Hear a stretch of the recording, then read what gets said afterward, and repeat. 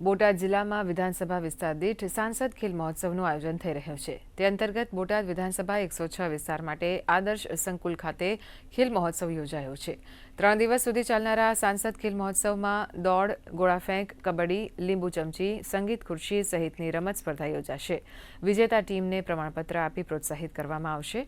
ભારતીય જનતા પાર્ટીના આગેવાનો રમતોત્સવમાં હાજર રહ્યા હતા। ખેલ મહોત્સવમાં ભાગ લઈ રહેલા ખેલાડીઓમાં પણ અનેરો ઉત્સાહ જોવા મળ્યો હતો।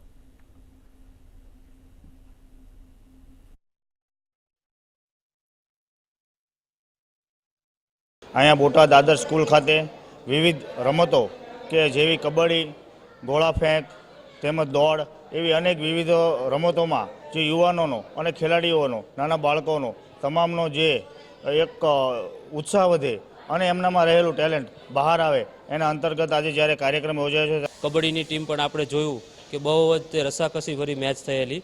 ત્યારબાદ 100 મીટર છે, લાંબી કૂદ છે અને ગોળાફેંક છે।